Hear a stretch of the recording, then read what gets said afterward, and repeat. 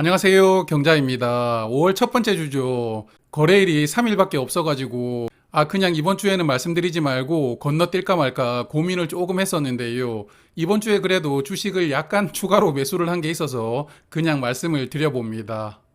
자, 이번 주의 이슈 사항은 미국 금리 인상이었습니다. 25bp를 인상을 해서요. 이제는 5.25%가 되었고, 한국 금리는 현재 3.5%이니까 금리 차이가 1.75%나 벌어져 있습니다. 그런데 어쨌든 잘 체감은 되지 않는데 한국 물가 지수가 지금 계속 내려가고 있거든요. 5월 기준으로는 3.7%까지 내려왔습니다. 물론 CPI보다 근원 CPI가 더 높다고 그러긴 하던데 어쨌든 물가가 지금 조금씩 내려가고 있거든요.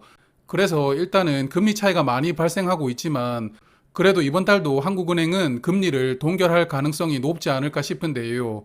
뭐 여하튼 환율이 조금 더 불안해지면 금리를 인상할 가능성도 있겠지만 현재 정도 수준인 1350원 아래로 환율이 유지가 된다면 아마 이번 달도 금리는 동결하지 않을까 싶습니다.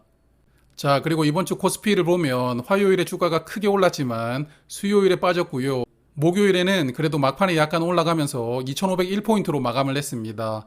3일 동안 주가가 올랐다가 내려갔기 때문에 저번 주 주가 지수와 큰 차이가 없었고요.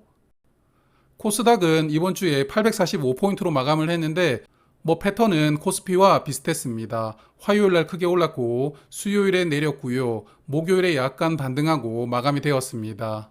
자, 그리고 한국은 5월 5일은 공휴일이기 때문에 장이 열리지 않았지만 미국은 열렸죠. 네, 그리고 급등이 나왔는데요. 목요일 저녁에 하락 마감했지만 그날 저녁에 애플이 실적 발표를 했거든요. 실적이 굉장히 좋았습니다.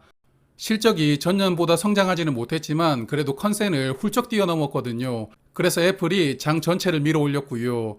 요즘에 미국 은행들이 망한다 안 망한다 뭐 이런 이야기들이 많은데 어쨌든 미국의 지방은행들도 크게 반등이 나오면서 S&P가 거의 1.8% 정도 올랐습니다. 그래서 월요일에 시작되는 한국장 약간 기대를 해보고요. 구독자분들도 편안한 마음을 가지시면서 일요일까지 느긋하게 휴식하셔도 될 것 같습니다. 자, 그럼 오늘은 NH투자증권부터 보겠습니다. 노태기를 보유하고 있는데요. 노태기가 저번 주 대비 주가는 5천원 정도 빠져서 다시 25만원대로 내려갔습니다. 하지만 우리 또 큰형님 애플 주가가 상당히 좋기 때문에 노태기도 월요일에 27만원 회복해 주기를 바라보고 있습니다. 그리고 노태기도 디데이가 조금씩 다가오고 있는데요. 애플이 만드는 이 MR 헤드셋에 노태기의 카메라가 여러 개가 탑재될 예정입니다. 이걸 6월에 공개를 하니까요. 이제 한 달 정도 남았죠. 자, 이런 기대감으로 우리 노태기도 30만원까지 성큼성큼 가주길 바라봅니다.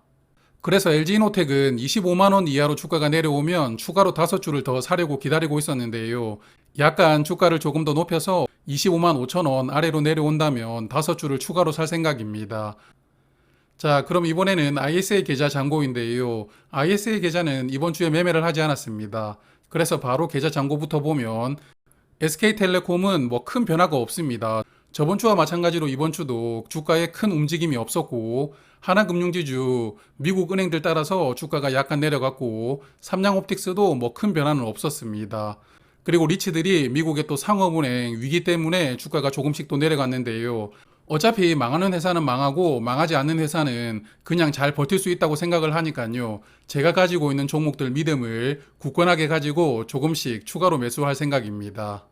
자, 그리고 이번 달은 분기 배당주들이 배당금을 주는 달인데요. 쌍용 CNE가 지난 4분기 배당금은 가장 늦게 주었지만 이번 1분기 배당금은 가장 먼저 줍니다. 5월 9일에 70원 배당을 하는데요.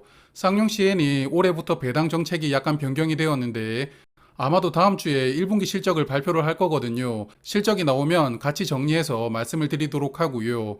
SK텔레콤 1분기 배당금은 830원이고 10일에 나올 예정입니다.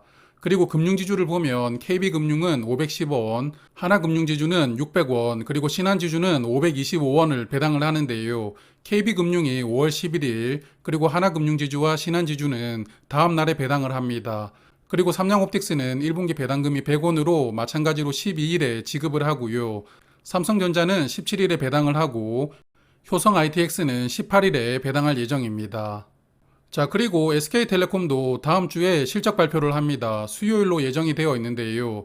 화면의 주봉 차트를 보시면 2월 달에 주가가 쭉 올라갔다가 3월부터는 47,000원에서 8,000원 사이에서 주가가 왔다 갔다 하고 있습니다. 1분기 실적 발표를 하면 주가 움직임이 조금 더 커질지는 모르겠는데요. 어쨌든 1분기 실적이 발표되면 SK텔레콤도 따로 정리를 해보겠습니다. 자, 마지막으로 일반 계좌인데요. TSE 이번 주에 15주를 추가 매수했습니다. 최근 3주 동안은 매도한 종목은 하나도 없고 줄곧 매수만 하고 있는데요. TSE도 생각하던 주가까지 내려와서 15주를 추가로 매수를 했습니다. 저번 주에도 TSE 한번 말씀을 드렸지만 바닥은 33,000원 정도라고 생각을 합니다. 현재 37,000원 초반까지 주가가 내려왔는데요. 지난번에는 1,000원 단위로 10주씩 추가 매수를 한다고 말씀을 드렸지만 5주씩 늘려서 그냥 1,000원 단위로 15주씩 늘려갈 생각입니다. 그래서 혹시 주가가 33,000원까지 내려온다면 이때 마지막 시드를 다 태우는 것으로 그렇게 생각을 하고 있고요. 만약에 또 뭐 주가가 33,000원 이하로 쭉 내려간다면 그냥 쑥하고 마늘을 꼭꼭 씹으면서 동굴 안에서 사람이 되는 그날까지 꾹 참고 버틸 생각입니다. 자, 그래서 일반 계좌 잔고도 보면요. 네오이지가 이번 주에도 주가가 조금 올랐습니다. 이제는 11% 정도 수익이 나오고 있습니다. 네오이지는 잠시 후에 조금 더 말씀을 드리고 뉴프렉스 시드를 다 채웠다고 말씀을 드렸죠. 이제 평단가까지 올라올 때까지 그냥 지켜보고 있습니다. TSE는 이번 주에 추가로 매수를 하면서 이제 시드 금액이 250만 원 정도 남았는데요. 앞서 말씀드렸던 것처럼 주가가 하락할 때마다 조금씩 더 추가 매수할 생각이고요. 리드코프 뭐 저번 주랑 큰 차이가 없었고 A스토리도 저번 주와는 큰 차이가 없었습니다. 그리고 타이거 200 커버드 콜은 현재 보합인데요. 이 종목은 제가 지금 평단가가 8,590원 정도 되는데 8,550원 아래로 주가가 내려온다면 40주 단위로 추가 매수할 생각입니다. 자, 네오이즈를 마지막으로 말씀을 드릴 생각인데요. 주봉 차트입니다. 네, 차트 좋죠. 최근에 5일선과 21선이 붙었다가 다시 벌어지고 있는데요. 이렇게 벌어졌을 때 전 고점을 넘어서면 저는 주가는 5만원 이상으로 올라갈 수 있다고 생각합니다.